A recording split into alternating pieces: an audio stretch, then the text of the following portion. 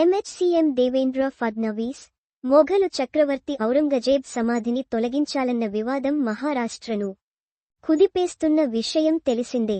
ఔరంగజేబ్ సమాధిని తొలగించాలంటూ సోమవారం నాగ్పూర్లో కొందరు చేపట్టిన నిరసన హింసాత్మక ఘర్షణలకు దారితీసింది. అల్లరి మూకలు పోలీసులపై రాళ్ల దాడులు చేశారు, వాహనాలను తగలబెట్టారు.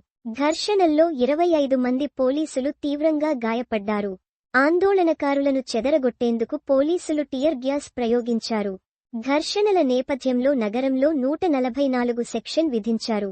అయితే ఈ వివాదంపై సంచలన వ్యాఖ్యలు చేశారు మహారాష్ట్ర ముఖ్యమంత్రి దేవేంద్ర ఫడ్నవీస్.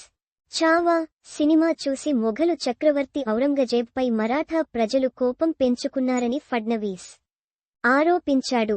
మహారాష్ట్ర అసెంబ్లీలో ఫడ్నవీస్ మంగళవారం మాట్లాడుతూ నాగ్పూర్లో సోమవారం జరిగిన హింసాత్మక ఘటనలకు చావా సినిమా కారణమని పేర్కొన్నారు. ఈ హింసాత్మక ఘటనలు, అల్లర్లు ప్లాన్ ప్రకారం జరిగినట్లు కనిపిస్తున్నాయి. చావా సినిమా ఔరంగజేబ్పై ప్రజల కోపాన్ని రెచ్చగొట్టింది. అయినప్పటికీ మహారాష్ట్రలో అందరూ శాంతిని కాపాడాలని ఫడ్నవీస్ తెలిపారు.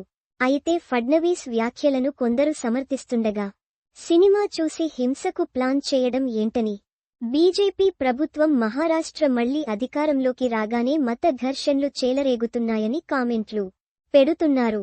చావా సినిమా విషయానికి వస్తే, విక్కీ కౌశల్ ఈ సినిమాలో హీరోగా నటించగా, లక్ష్మణ్ ఉటేకర్ దర్శకత్వం వహించాడు.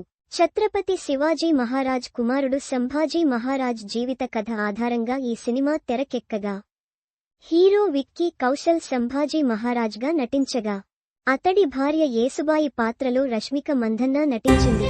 మొఘల్ చక్రవర్తి ఔరంగజేబుగా అక్షయ్ ఖన్నా నటించారు.